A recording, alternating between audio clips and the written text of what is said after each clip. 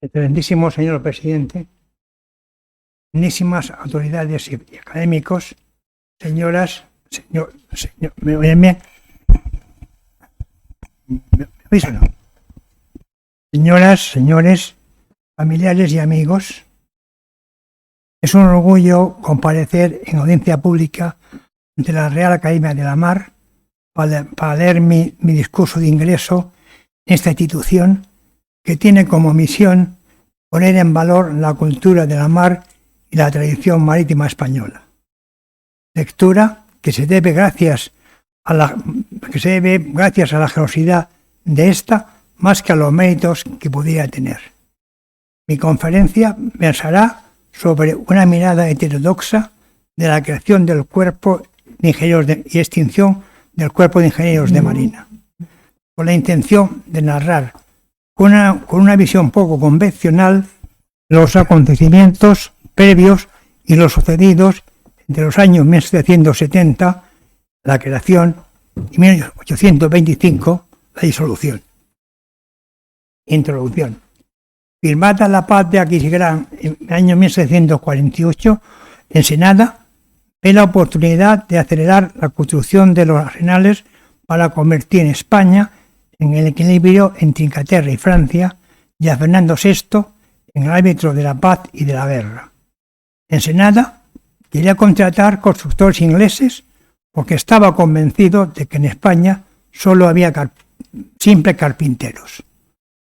Y meter en este saco a Cipriano Neutrán, director general de construcciones, que al superar las proporciones fijadas por Castañeda pudo construir dos de los mejores navíos del siglo XVIII, el Glorioso y la Princesa, es cuanto menos atrevido, injusto y osado. Ensenada inicia la primera etapa de su proyecto de paz armada con una instrucción reservada de fecha 27 de octubre de 1748, con la que envía a Londres al recién ascendido a capitán de navío Jorge Juan, al alférez de fragatas José Solana y al subbrigadier de la compañía de guardiamarinas Pedro de Mora. La instrucción es un batiburrillo de objetivos y solo el 30% de las palabras se refieren a aspectos concretos de construcción naval. Esto nos lleva a pensar que el proyecto, además de espiar los métodos de construcción, eran otros objetivos bastante más calados. La presión de Ensenada para contratar personal solo les permitió visitar los astilleros del Támesis y apenas dispusieron de tiempo necesario para buscar los mejores constructores y conocer sus capacidades. La presencia de los muelles de familias con enseres esperando embarcar alarmó a la policía. Inició una redada de la que, alertados por nuestro embajador Ricardo Wall, Jorge Juan y sus muchachos pudieron escapar. Tal vez esa fue una de las razones por las que no se abordaron los demás objetivos. De aquella operación, casi un centenar de constructores, operarios, maestres y oficiales llegaron a Ferrol y, repartidos en los arsenales, construyeron un buen número de navíos y fragatas. Bryan, Ruth y Mullan y sus equipos hicieron posible que Ferrol tuviese simultáneas hasta 12 gradas operativas, aunque no crearon una escuela de formación, que era otro de los objetivos de Ensenada. En el año 1813, López Llanos, comandante de ingenieros de la Carraca, señala que cuando construían sus buques no informaban a nadie, a pesar de saber que sus conocimientos sean útiles en el futuro. Las obras civiles, competencias de los ingenieros del ejército, no avanzaban a la velocidad que deseaba Ensenada, y cabe preguntarnos si existió alguna conexión con la puesta en marcha en 1749 del proyecto de exterminio de los gitanos. Campomanes calcula que unos 12.000 gitanos sufrieron deportación a los arsenales para incrementar la mano de obra barata a la espera de la llegada de los constructores ingleses. Hoy reflexionamos si Ensenada, ante la falta de control de estas obras, no vio la necesidad de disponer de un cuerpo de ingenieros dentro de la Armada. Damos un salto y entramos en una nueva etapa. Francia ve perdida la guerra de los 7 años frente a Inglaterra y el duque de Choiseul busca el apoyo de España y trata de convencer al marqués de Grimaldi para renovar los pactos de familia. Propone repartir las compensaciones que recibiría de Inglaterra, así como la entrega de Luisiana. Carlos III demora la firma hasta la llegada de una remesa de 50 millones de pesos y por fin, el 15 de agosto de 1761, firman el tercer pacto de familia, que supone de hecho el compromiso secreto de participar en la guerra y nuestra unión a una decadente Francia. Se establece el principio de independencia y la consideración de una única potencia es compatible con la defensa común, la coordinación diplomática y la uniformidad de las armadas. El 6 de enero de 1762, el Parlamento inglés decide atacar La Habana y Manila. En el plazo de 5 meses, concentraron en la Martinica 39 buques y 10.000 soldados. El 6 de junio, 12 de ellos fueron avistados desde el Morro de La Habana. En el puerto de Madrás, otros tantos infantes, a bordo de 15 buques, pusieron proa a la bahía de Manila. Durante la ocupación de La Habana, los ingleses destruyeron 3 buques que estaban en gradas, robaron toda la madeira del arsenal, pesaron al resto de buques, destrozaron la sierra hidráulica, destruyeron la torre de albodadura y dejaron el astillero inutilizado y sin recursos para que no volviese a construir buques en los siguientes 6 años. Realmente, 4 años después, ya se habían botado 4 buques. La ciudad de Manila fue arrasada por completo. El 10 de febrero del año siguiente se firma el Tratado de París, que puso fin a la contienda. Como compensación, Francia cedió la Luisiana. A pesar de que España desconocía que los británicos habían tomado Manila, la recuperamos gracias a unos acuerdos genéricos del armisticio. En el año 1763 fue nombrado Grimaldi secretario de Estado y negocia con Choiseul la cesión de un constructor para reconstruir nuestra flota. Este rechaza la idea. Francia trata de hacer lo mismo con la suya, aunque ante la existencia de Grimaldi siente la obligación de complacerlo y comisiona al ingeniero constructor don Francisco Gautier, 30 años, para realizar esta misión. Solo había construido un navío, pero tenía sobrados conocimientos matemáticos y de construcción. Había adquirido en sus 15 años en el Arsenal de Tolón y que en aquel momento redactaba la ordenanza de ingenieros que regiría el cuerpo de ingenieros constructores franceses. La intervención del embajador a espaldas del secretario Arriaga produjo en la Armada un rechazo no solo por la forma de la incorporación, sino por la bisoñez, altanería y escasa experiencia del personaje.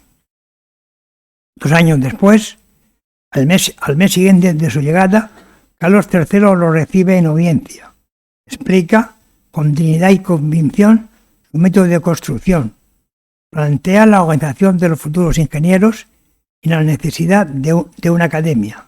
El rey promete crearla bajo su dirección. Arriaga lo envía a Guarnizo con el fin de recuperar el retraso acumulado en los buques de Asiento de Zubiría, y allí conoce al superintendente González Castejón, los alférez de navío de la Cosa y Colosia y al guardiamarina Ezeta. Más tarde se incorpora el teniente de navío Romero Fernández de Landa, que le acompañaría hasta su dimisión en el año 1782. Gautier comprueba que los oficiales carecen de cocientes superiores de matemáticas, geometría e hidrodinámica. Acondiciona un cartucho en la planchada, donde explica las nociones básicas de dichas disciplinas. ¿Podríamos considerar este cuartucho la primera escuela de ingeniería naval? 4 años después, entregados los 8 buques de guarnizo, Gautier negocia su incorporación a la Armada. Arriaga se niega a nombrarlo capitán de navío, pero sí director general de construcción, con el empero de coronel del ejército, y le aprueba su reglamento de madera para la construcción de navíos. La historiografía española ha dado por supuesto que a la muerte de Cosme Álvarez, en Ferrol, Ensenada, nombra a Jorge Juan director general de construcciones, algo que no es verdad, como lo demuestran las órdenes de fecha 11 de septiembre de 1742 y 25 y 26 de abril de 1769. La primera, Felipe V nombra a Cipriano Autrán capitán de navío y director general de construcciones, entre otros empleos. En las dos siguientes, Carlos III releva de todos sus cargos a Autrán, excepto el de capitán del puerto de Cádiz. Lo sustituye por Francisco Gautier, al que nombra director general de construcción y carenas, cargo que ejercerá con independencia el capitán general, comandantes generales e intendentes de los departamentos. Hasta hace pocos años se consideraba a Arriaga y a Gautier responsables de la destrucción de toda la obra de Ensenada y Jorge Juan, y olvidan que la Secretaría de Marina, heredada por Arriaga, no era competente en los asuntos de Indias que quedaron en manos de Wall, enemigo del Rearme Naval. Esta es la razón del parón en las nuevas construcciones, el abandono de la Armada por falta de recursos. Cuando Arriaga recuperó las competencias en Indias, la construcción naval dio paso al cantazgo del desarrollo. Ordenanzas. El 3 de enero de 1770, Gautier recibe una orden para redactar unas ordenanzas basadas en las francesas del Cuerpo de Ingenieros de Marina, que fueron aprobadas el 10 de octubre de aquel año. En ellas se crea una escuela de cadetes. Se establece que las clases y empleos de los ingenieros serán las mismas que las del ejército, es decir, ayudante, ordinario, segunda, jefe y director. Sin embargo, el primer nombramiento corresponde a Romero Landa. En su minuta aparece como teniente coronel y fue nombrado, y su patente sale como teniente de fragata. ¿Qué valor dieron a esta ordenanza y la primera orden que emana de ella no se cumple? La creación de un nuevo cuerpo militar, facultativo y económico, integrado por sujetos con conocimientos técnicos y prácticos para que construyan, arena, cuiden los buques de la Armada, y una escuela de cadetes da lugar a un reparto de competencias que antes correspondían a lo del Cuerpo General y del Ministerio. En la ordenanza del 15 de abril de 1772 se suprime la escuela de cadetes y se crea una academia de subalternos. Su ingreso queda relegado a guardiamarinas y cadetes, que superen un examen de ingreso. Se regulan las competencias en construcciones, reparaciones y mantenimiento de los bajeles, la explotación de los bosques, las obras civiles e hidráulicas, en puertos y arsenales. El rey puntualiza. Derogando, como desde luego derogo, cualquier otro reglamento, decisión o práctica contraria a la que ahora se previene. La proliferación de ordenanzas que siguieron a las de ingenieros evidencia la dificultad del paso de la marina bicéfala de Patiño a la tricéfala de Arriaga, con un cuerpo de ingenieros que altera el inestable equilibrio entre espadachines y pluínferos, inmersos en un nuevo escenario de conflicto, la guerra de la espada, la pluma y el compás, hecho que no impide que al final de la década de los 70 la Armada modernizase el sistema constructivo y consiguiera que los navíos se votaran con regularidad. La orden describe de forma desordenada las competencias, potestades, funciones y responsabilidades de los ingenieros, que dieron lugar a que el ministro Luis María Salazar los definiera años más tarde como parte de la ingeniería universal, y hoy llamaríamos ingenieros militares polivalentes con competencias en agrónomos, caminos, industriales, montes, minas y navales. La exigencia que los aspirantes fuesen cadetes o guardiamarinas, grados. La nueva academia másteres se completa el plan de estudio de Gautier, estructurado en 3 niveles, adelantándose en casi 2 siglos al plan de estudios de Bolonia. El tercer nivel sería la necesaria formación continua demostrada y la presentación de proyectos para progresar en la carrera militar. Cuando Gautier llega a Ferrol, encuentra dos o tres oficiales dispuestos a ingresar en el cuerpo, pero falta de los principios elementales y decide no esperar a la implantación de la academia, considerar la docencia como en guarnizo. Más tarde, atrae ingenieros y oficiales del ejército para formarlos en conducción naval y les asigna la clase y el empleo correspondientes a sus conocimientos.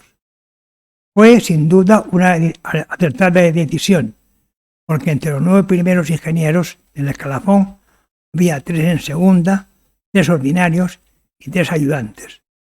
En el año 1800, el 20% de los efectivos provenían del ejército, y de ellos 33 habían realizado sus estudios en la Academia de Matemáticas de Barcelona. Gautier tenía atribuciones para devolver a los oficiales de guerra que no tengan talento para ingenieros, podrán, mediante el informe del ingeniero general sobre inteligencia en las matemáticas y sus prácticas, volver a su cuerpo primitivo según lo pidan las competencias. Las circunstancias, perdón. Esa dicotomía sí pero no, o no pero sí, provoca tantos encontronazos y conflictos que Carlos III tiene que resolver el 2 de agosto de 1774 que la ordenanza del cuerpo de ingenieros se observe, aunque contenga artículos opuestos a los de la Armada, y que se practique sin esperar su decisión. Esto podía haber sido el punto final, pero no lo fue. Durante los primeros años de los 70, González Castejón, Gautier y Romero elaboran la nueva ordenanza de arsenales que se envía a la Secretaría en 1774. Sin embargo, Arriaga, antiguo presidente de la Casa de Contratación e intendente general, paraliza la tramitación por el recorte de las competencias a los intendentes que esa nueva ordenanza contiene. Hay que señalar la incongruencia que a la vez que se establece la supremacía de la ordenanza de ingenieros, se redacte otra para reducirlas. A la muerte de Arriaga, González Castejón establece en 1776 su ordenanza, que unifica y anula las publicadas desde 1770, sobre todo las más conflictivas, las de pertrechos e ingenieros. A partir de ese momento, el gobierno de los arsenales precisa la intervención de los oficiales de guerra responsables de sus operaciones y de los ingenieros encargados de la construcción naval y de las obras hidráulicas y civiles. La creación de la Junta de los Departamentos y la aparición del director general supuso una reducción en las competencias al asumir gestiones económicas y facultativas que pertenecían a ingenieros e intendentes. Poco a poco, los ingenieros aceptaron su inspección, aunque la jefatura del cuerpo reclamara a cada nuevo ministro sus antiguas competencias. Los intendentes fueron más reacios en aceptar las normas y las culparon de la derrota que sufrió la Marina a partir de entonces. La aparición de este falso punto de vista introdujo en la Armada tan desconcierto que dio pie al comienzo de la cadencia marítima. A pesar del desconcierto pronosticado por los intendentes, nuestra Armada dispone en el año 1795 de 98 navíos y fragatas, frente a las 110 unidades inglesas. Ingenieros como Gautier, Romeo Holanda, De la Puente, Bryan, Bouillon, Clavijo, Müller o Autran convirtieron en realidad el sueño de Ensenada. El monarca español fuera el árbitro señor de los mares y océanos. Hemos hablado de conflictos, el carácter prepotente de Gautier, forma de incorporación en la marina, cambio de diseño de los buques y su demoledor informe críticas al sistema inglés o el estado de los buques fondeados en Ferrol fueron los hitos que despertaron un rechazo contra él en la Armada. Quiero resaltar en esta mirada heterodoxa que no valoramos los documentos donde Gautier critica, a veces injustamente, el sistema constructivo inglés y los métodos de enseñanza de la Academia de Guardiamarinas. Solo diremos que no demuestran ni odio ni malversación hacia Jorge Juan, y ponemos en valor su apoyo a la fabricación de la máquina de vapor. Arriaga anota en su informe: avísese a don Jorge Juan para tratar de la obra de la bomba sin pérdida de tiempo. Cuando Gautier es atacado por el intendente de Cartagena al pedirle explicaciones sobre unas abultadas diferencias en el precio de dos obras iguales, a la vista de las incoherentes explicaciones que recibe, escribe al ministro: ahora veo más que nunca que el establecimiento de esta nueva ordenanza duele a muchos, pues con su rígida observancia cavan los abusos, tapan los caudales por donde se derrame la Real Hacienda. El rechazo de Gautier a la ordenanza de Arsenales, de la que no vio su redacción final, fue de tal magnitud que hasta en 3 ocasiones presenta su dimisión a su amigo Gonzalo Castellón, que le fue aceptada en 1782. A partir de la primera, sin el apoyo del secretario, cansado de las desplantes del cuerpo general, agotado por las discrepancias con comandantes e intendentes, se encuentra inmersa en una fuerte depresión. Explica Ortega y Gasset en sus textos las consecuencias biológicas del estrés. Confirma que todo esfuerzo inútil acaba en la melancolía. Gautier, la defensa de sus competencias, también tuvo enfrentamientos con los ingenieros del ejército. Cuando Romero llega a Cartagena, lo resuelve por la vía expeditiva. Ordena al ingeniero director del ejército, Mateo Bodopich, que deje su trabajo de la conservación del foso, de la construcción del foso y la muralla del mar, entregue planos y documentos y ceda sus poderes a Romero. En la academia, recordemos que en el 1772 se crea la academia sin presupuesto ni edificio asignado. Sin embargo, el año siguiente ya imparten clases a 18 oficiales. La academia, pasó por varias ubicaciones siempre provisionales: la planta baja de la residencia de Gautier y algunas casas del rey cercanas al arsenal.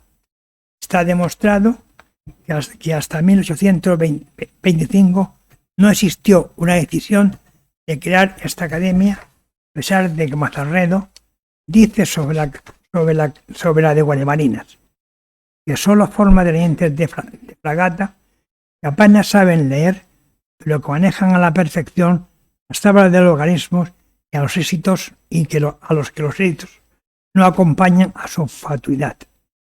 El almirante González García ubica el primer edificio de una escuela especial de ingenieros en Ferrol, situado en el Gran Tinglado, en la zona norte de la Alsna. Había pasado casi un siglo la creación del Cuerpo de Ingenieros de Marina. La división en 1776 de la Compañía de Guardiamarinas establece que se busquen nuevos maestros para criar sujetos que por su genio y aplicación y gusto a las ciencias sean apropiados para proveer de ingenieros hábiles a la Marina. Entonces preguntamos, ¿qué necesidad había de construir una de ingenieros? Años más tarde, Mazarredo vuelve a decir, la enseñanza en las academias de guardiamarinas era elemental, solo apta para limitadas aplicaciones y no llenan lo que la ordenanza prescribe para el ingreso del cuerpo de ingenieros de marina que requiere conocimientos matemáticos superiores. Mazarredo y el ingeniero general Muñoz plantean a Valdés que el esfuerzo expedicionario e hidrográfico que la Armada pretende realizar exige un selecto grupo de oficiales con estudios superiores en matemáticas, para aquellos que se dediquen a la astronomía, ingeniería o docencia. Por fin, en el año 1787, se crea el curso de matemáticas sublimes, una posibilidad poco atractiva para marinos, ya que hasta 1791 usaron solo 61 oficiales, de los cuales el 80% eran ingenieros. Romero Holanda no consiguió que estos cursos suficientes para la excelencia que deseaba para sus ingenieros, y de nuevo insiste ante el Príncipe de la Paz de la necesidad de la construcción de la academia, excepto si se asume que el empobrecimiento de los conocimientos conduce al cuerpo a la más ignorancia cuando falten los antiguos ingenieros. El siglo XIX llega y demuestra que no se equivocaba en su negro augurio.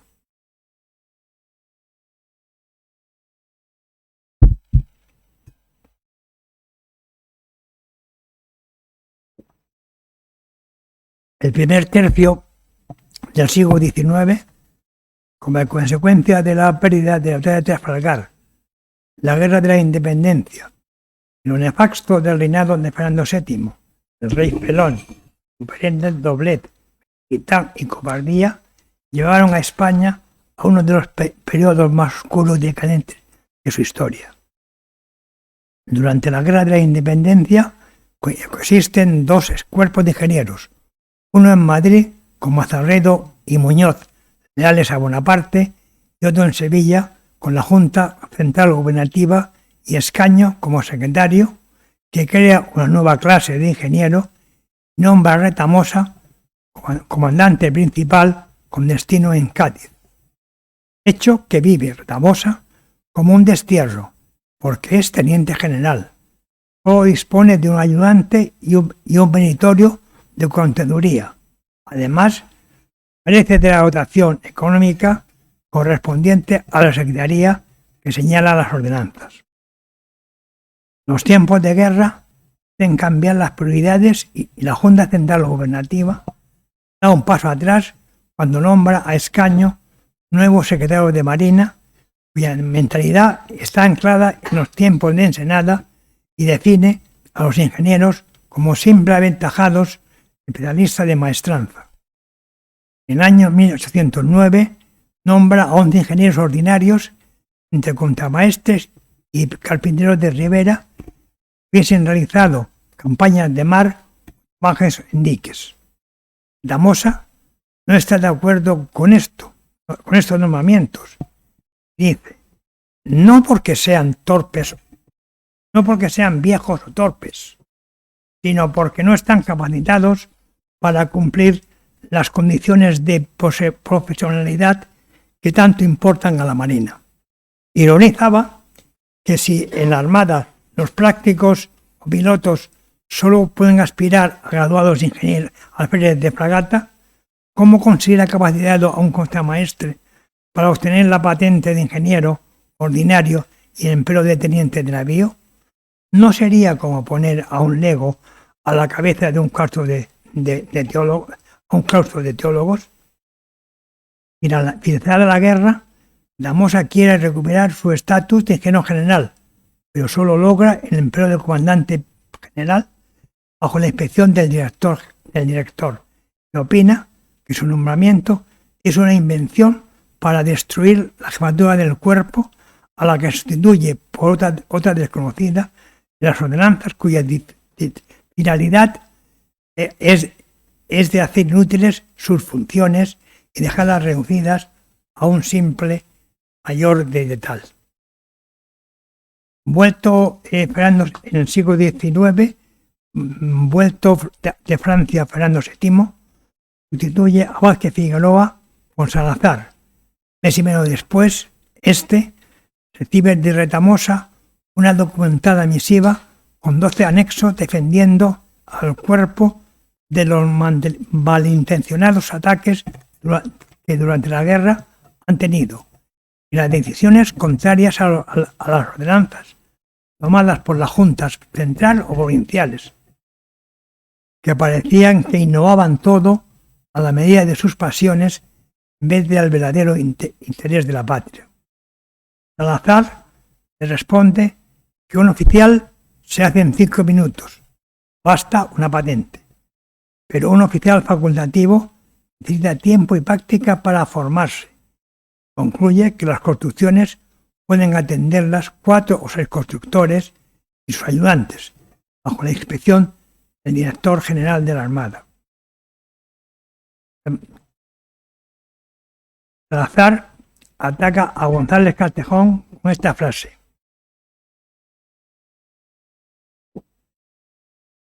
¿qué plan tan lindo y bien meditado esta nuestra ordenanza de arsenales? Pero es el caso que no quiso nuestra mala suerte que jamás llegase a realizarse semejante academia, ni semejantes maestros, ni ninguna de estas cosas, pero sí la formación del cuerpo y también puntualmente sus preeminencias, grados y ascensos. Creo que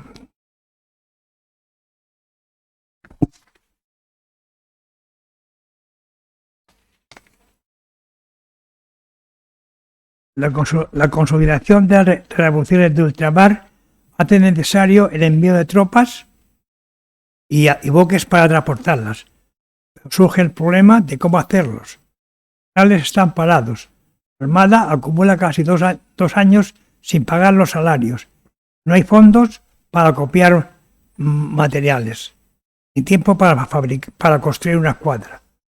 Fernando VII no confía en Figueroa, su flamante ministro, ni Figueroa en el rey, pero ambos organizan 2 operaciones de adquisición de barcos en el extranjero. Figueroa opta por construir en Francia sin contar con el rey, y el rey adquiere una escuadra al zar Alejandro I sin comunicarlo a su ministro y sin ordenar inspección alguna en origen sobre el estado en que se montaba dicha escuadra.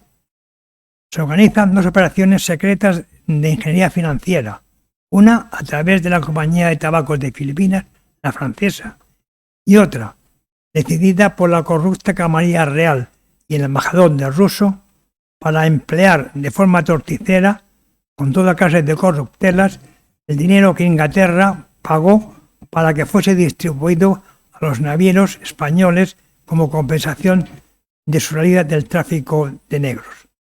La historiografía española asume que Fernando VII fue estafado por el mal estado en que llegaron los buques a Cádiz. Historiadores actuales como Tredera, inglés, o Sozay, ruso, introducen otros conceptos. Posibles sabotajes de las tropas que iban a embarcar. La cesión de 3 fragatas adicionales sin coste alguno y constancia de que Rusia no recibió ni la mitad del precio pactado y en todo caso exponen la dejación y el peligro de dejar la decisión en manos de corruptos ineptos sin condenar que fueran inspeccionados por personal cualificado. Podemos preguntarnos quién fue un estafador o quién fue el estafado. Salazar, en sus apuntes sobre la Marina española, defiende que la supremacía del conocimiento científico sobre el práctico es una simple invención de sus adversarios políticos. En 1823, siendo ministro, publica su juicio crítico sobre la Marina española, estructurado como una serie de cartas entre 2 amigos. 2 de ellas son pertinentes a este discurso. En la titulada del Cuerpo de Ingenieros Hidráulicos de Marina, se mofa del texto del Estado General de la Armada de 1801, que define que, con el objeto de perfeccionar la arquitectura naval, se creó en el año 1770 el Cuerpo de Ingenieros Hidráulicos de Marina, y señala que la construcción de arsenales, diques, gradas, navíos y fragatas, y esto se hizo en España antes de la creación y sin que para nada se les hubiese echado de menos. En la de los arsenales de Marina, critica que muchos oficiales del Cuerpo General se pasaron al de ingenieros buscando una vida más tranquila, ascensos más rápidos y mejores sueldos, y que una vez conseguidos sus objetivos, lo abandonaron en tropel y quedaron en mayoría los oficiales del ejército. Obviamente necesitaban el soporte práctico de los ayudantes de construcción. Se pregunta Salazar, ¿por qué van siempre acompañados de un maestro y un capataz? Así es que yo tengo para mí, por muy laudable y digna de elogio, la costumbre de que nuestros hidráulicos nunca vayan solos. Conversión del cuerpo. El 22 de abril de 1820, el presidente interino de la Junta Consultiva de Marina, Joaquín de la Croix, comandante general del Cuerpo de Ingenieros, intendente general, publica la estructura del cuerpo que le va a sustituir a los de ingenieros, y el 10 de mayo se oficializa la aparición de dos nuevos sin categoría militar, los constructores y los hidráulicos. El 23 de agosto se suprime la comandancia general, que cede sus funciones a la Junta del Almirantazgo, y como si nada pasara, el 27 de octubre se ordena la construcción de dos fragatas de 50 cañones, 3 corbetas de 30, 3 bergantines de 22 y 6 goletas, que no llegaron a construirse ni en Ferrol, Cartagena, Pasajes o Mahón, como estaba previsto. 5 años después, Salazar decide que para reducir gastos, los arsenales deben convertirse en apeaderos con un ingeniero, un ayudante y 2 escribientes. El 31 de agosto de 1825, el Cuerpo General se divide en oficiales de servicio activo y pasivo y establece que el Cuerpo de Ingenieros se denomine de constructores e hidráulicos y se aprueba que todas las obras se realicen por asiento. Así se reducirá el personal de los apostaderos y por tanto el coste de mantenimiento. En 1833, en el extinguido cuerpo, aún permanece un jefe de escuadra, 3 brigadieres, 4 capellanes de navío, 6 de fragata, un teniente y 2 alférez de navío. Recopilamos como asunto tabú Retamosa en el memorial que escribe a Salazar en el año 1815, visualiza el final del cuerpo y escribe como una nota necrológica su dificultosa vida. Recuerda la ilusión con que muchos oficiales dejaron sus destinos para ingresar en el nuevo, porque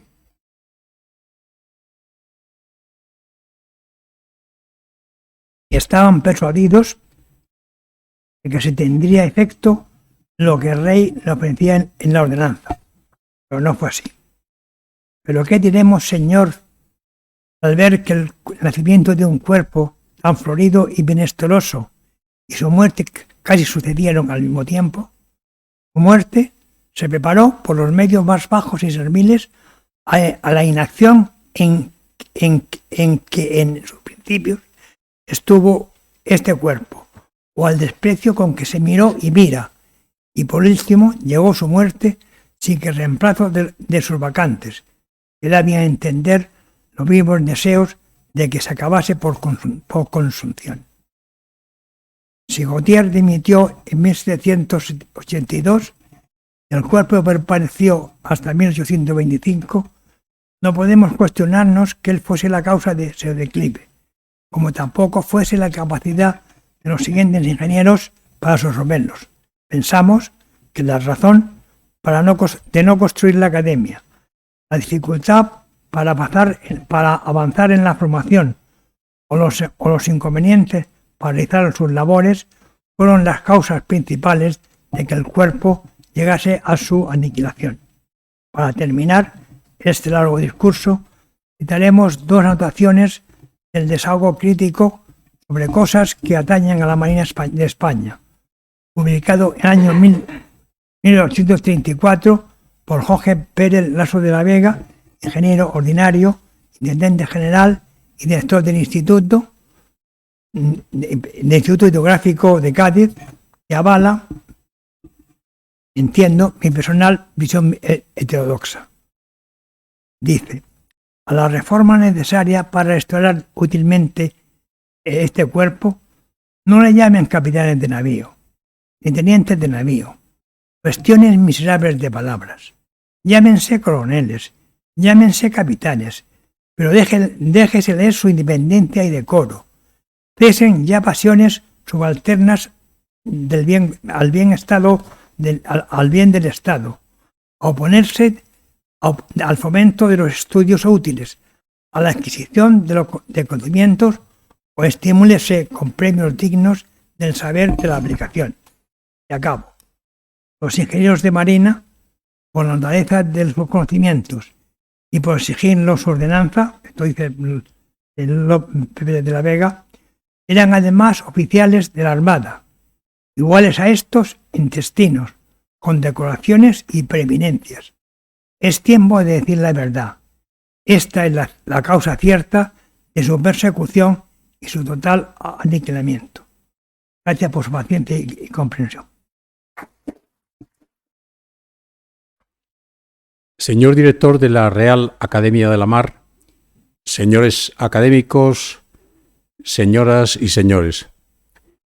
Este año, 2023, inicia la actividad de esta ilustre institución con el discurso de recepción del nuevo académico de número, don José María Sánchez Carrión, quien, siguiendo el camino iniciado con su tesis doctoral como ingeniero naval, leída en marzo de 2010, trata no sólo de poner en valor, sino sacar del olvido al Cuerpo de Ingenieros de Marina, creado en 1770, hito que algunos historiadores han clasificado como una de las más importantes consecuencias del espíritu innovador del llamado siglo de la Ilustración.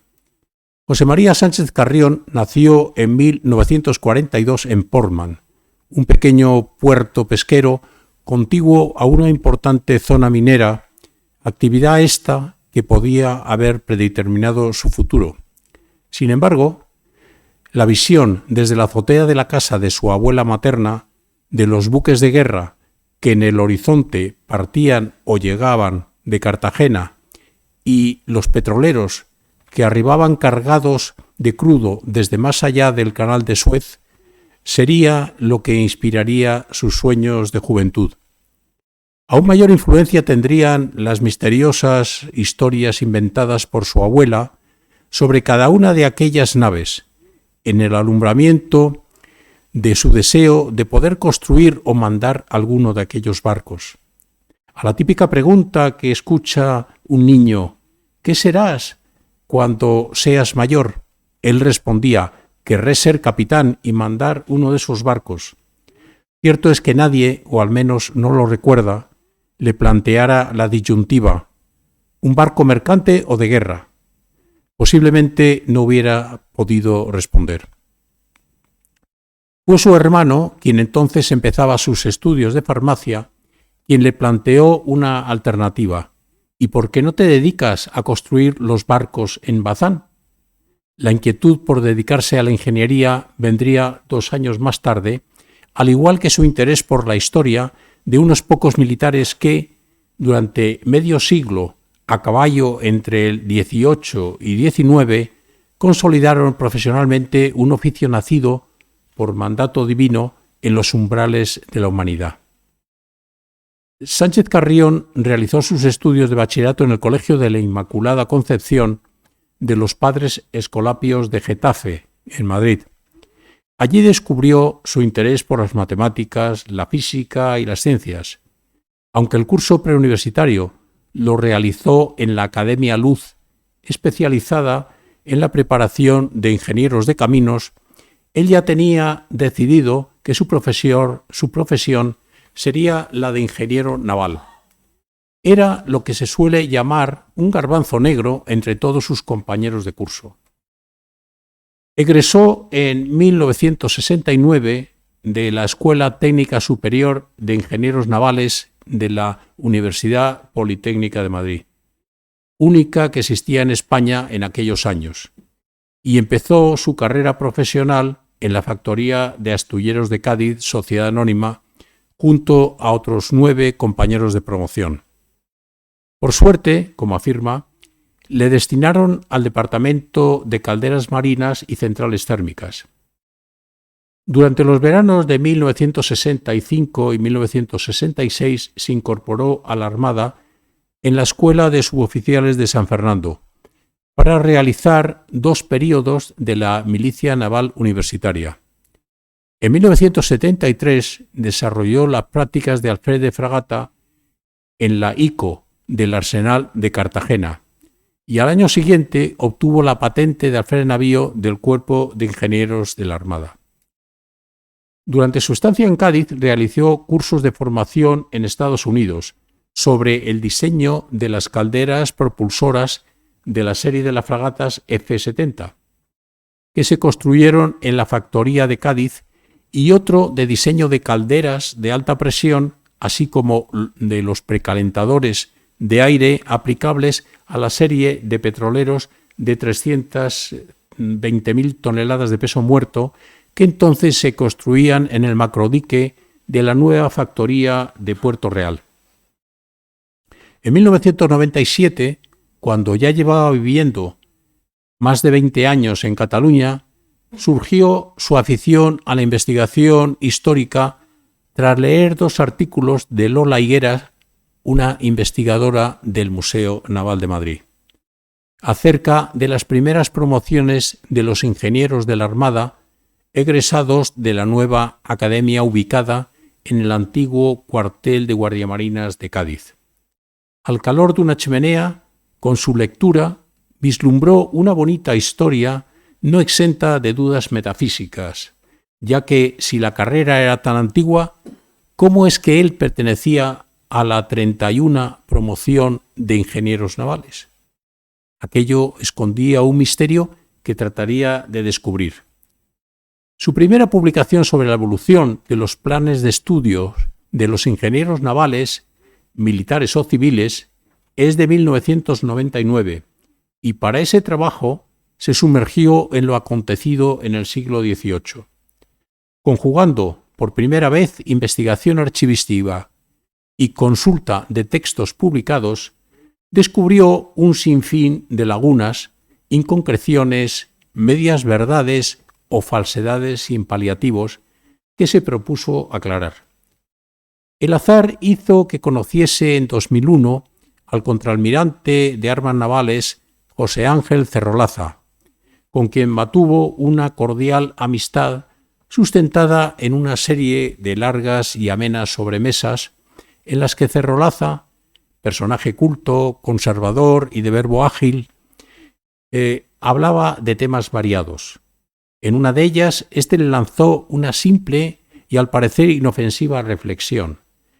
Si la Marina crea el Cuerpo de Guardiamarinas en 1717, ¿por qué espera hasta 1770 para hacer lo propio con el de Ingenieros de Marina? Otro día, paseando por los jardines de la granja, la cuestión que planteó Cerrolaza tampoco fue baladí. Si Jorge Juan creó el Cuerpo de Ingenieros de Marina, ¿por qué puso el mando en manos de Francisco Gautier, un gabacho recién llegado a España y criticón con su obra? En la larga sobremesa ambos asumieron el compromiso de resolver esas dudas recurriendo a consultar las fuentes originales. Acompañado por Cerro Laza, se desplazó por primera vez al Archivo General de Marina Álvaro de Bazán, lugar que visitó muchas veces, lo que le sirvió para publicar en la revista de Ingeniería Naval 2 artículos sobre la incógnita y su resolución del desconocido Cuerpo de Ingenieros de Marina. De su primera visita sacaron una importante conclusión. De la semilla de aquellos primeros ingenieros de Marina surgió el actual Cuerpo de Ingenieros de la Armada, la profesión de ingeniero naval y el nacimiento de los 5 centros de enseñanza de ingeniería naval que existen en la actualidad en España. Sus integrantes son los únicos a los que en la Biblia el Creador otorga un papel primordial, al dictar a Noé la primera lección magistral de ingeniería naval, suficiente para que pudiera construir y terminar su arca. Pero no fue solo este origen divino de la profesión, sino una serie de pequeñas e insignificantes anécdotas las que acercaron a Sánchez Carrión a esa minúscula y desconocida parte de la historia de nuestra Real Armada. Su conocimiento y posterior divulgación se ha convertido en una parte sustancial, tal vez obsesiva, de sus últimos 35 años de vida. El interés inoculado por José Ángel Cerro Laza sobre el cuerpo de ingenieros le llevó a plantear una tesis doctoral en el Departamento de Arquitectura y Construcción Navales de la Escuela Técnica Superior de Ingenieros Navales, sobre su creación, por qué y cuándo, quiénes lo crearon y quiénes no lo hicieron, cómo se organizaba, cuándo aparece la primera Academia de Ingenieros y dónde, cómo ingresaban, cómo ascendían, cuántos eran y quiénes eran, obviando en todo lo posible hablar de sistemas de construcción y de características técnicas o de navegación de los barcos. Su interés estaba en las personas y no tanto en los barcos. A lo largo de las 3 últimas décadas, José María Sánchez Carrión ha venido realizando numerosos trabajos de investigación orientados principalmente a la búsqueda de los orígenes de la profesión de ingeniero naval y de su enseñanza en España. Importante fruto de ellos fue su brillante tesis doctoral sobre la creación del Cuerpo de Ingenieros de Marina, leída en la Escuela Técnica Superior de Ingenieros Navales en 2010, y que fue merecedora de la máxima calificación académica en la Universidad Politécnica de Madrid. En 2005, su director de tesis, Francisco Fernández González, le brindó la posibilidad de presentar una ponencia en el marco incomparable del International Congress of Technology of Ships of Trafalgar, an homage to their designers and constructors, celebrado en Madrid y Cádiz en noviembre de 2005, que no dudó en aprovechar. Allí esbozó ante una audiencia internacional algunos de los puntos desarrollados en la tesis y que en aquellos años ya levantaron controversia. El traslado a Barcelona y su posterior accidente cardiovascular no supusieron un inconveniente para mantener el contacto con la profesión y con sus compañeros.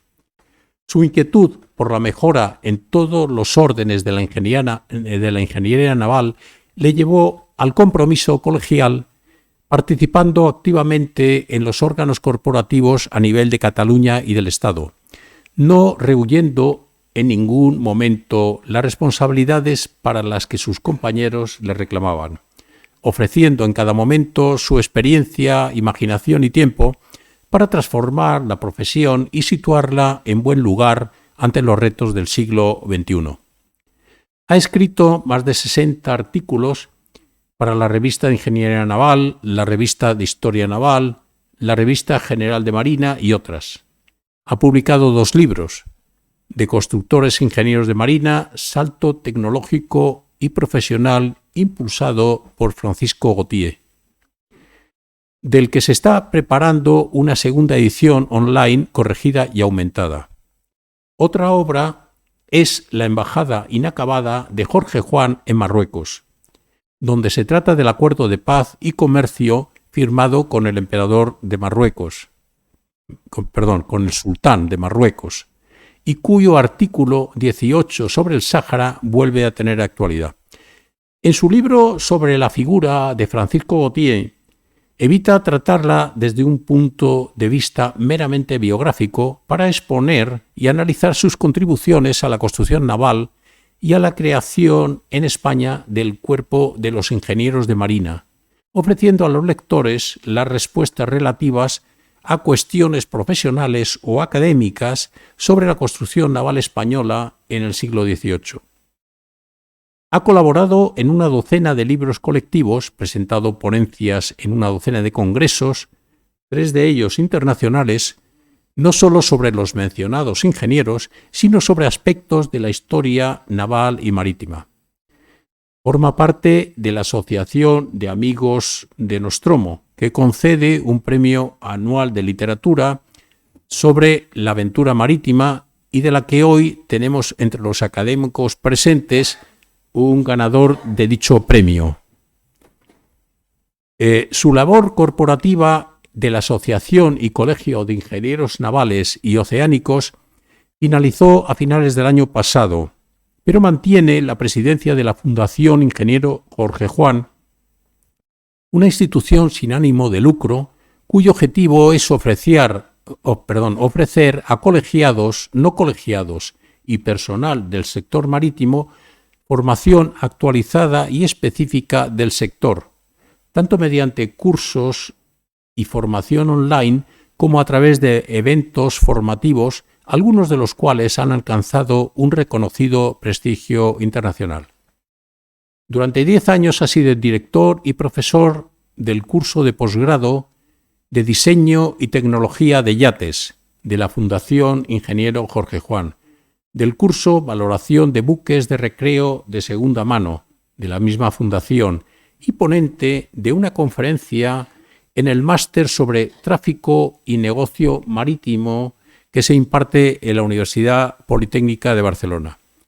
Entre sus reconocimientos destaca en 2009 miembro de honor de la Asociación de Ingenieros Navales y Oceánicos de España, en 2010 miembro del Patronato del Museo Marítimo de Barcelona, en 2010 también la placa de gratitud de la Ciudad de la Unión, concedida por el Ayuntamiento de dicha localidad por su trayectoria profesional, en 2014 presidente de la Fundación Ingeniero Jorge Juan, en 2017 y académico de número de la Real Academia de la Mar. 2017 también asambleísta numerario de la Asamblea Amistosa Literaria. En 2019 miembro de honor del Colegio Oficial de Ingenieros de Armas Navales y Oceánicos. 2021 la Medalla del Mérito Naval con distintivo blanco. Y en 2023 la placa de plata de logística. En el discurso que hemos escuchado, José María Sánchez Carrión nos ha mostrado la influencia y participación decisiva de Francisco Gautier en la creación por Carlos III, en 1770, del Cuerpo de Ingenieros de Marina y de la Academia para su formación, así como en la redacción de las ordenanzas de 1772 reguladoras de dicho cuerpo. Es de resaltar que hace casi 2 siglos y medio un hombre ilustrado se propuso y logró poner en marcha algunas ideas y procedimientos que no han perdido su vigencia a lo largo de los años. Entre estos destacaríamos los siguientes. Gautier quiere que los nuevos oficiales que van a ser formados sean ingenieros de marina y no ingenieros constructores como eran los franceses, para lo que su actividad no quedase restringida al ámbito de la construcción naval. Parece como si desde su creación hubiese intuido la diversidad de ámbitos y la pluralidad de tipos de actividades que iban a desarrollar los ingenieros navales. Mención especial merecen 2 ideas de Gautier. La primera, que afortunadamente sigue teniendo vigencia en la actualidad es la tutorización de cada alumno por los profesores. La otra hoy sería considerada socialmente incorrecta, pues consistía en la agrupación de los alumnos según su nivel de conocimientos para que cada clase avanzase de manera uniforme y se evitara que los menos adelantados se abochornen ante los más adelantados. Finalmente comprobamos que la actual enseñanza cíclica tampoco es algo nuevo. En la ordenanza de 1770, inspirado por Gautier, se establece un primer ciclo en los que los alumnos recibían una información teórica, científica, matemática y un segundo ciclo de formación superior y práctica profesional, estando prevista además la posterior formación continua. El título de discurso al que hemos asistido, Una visión heterodoxa, no es ajeno a la inspiración tomista del señor Sánchez Carrión. En él demuestra que la vida del Cuerpo de Ingenieros de Marina está íntimamente ligada al legado de Francisco Gautier y que 50 años después de dejar la jefatura del cuerpo, sus sucesores siguieron defendiendo que el alma del ingeniero está en la formación y que esta obsesión se fue transmitiendo de un jefe a otro. Pese a su labor, no faltaron enemigos y detractores que intentaron destruir la obra de Gautier. Evidentemente no lo consiguieron. José María Sánchez Carrión reivindica su figura, aunque quizás de un modo más heterodoxo que lo escrito hasta ahora, pero con una rigurosidad difícilmente refutable. Muchísimas gracias.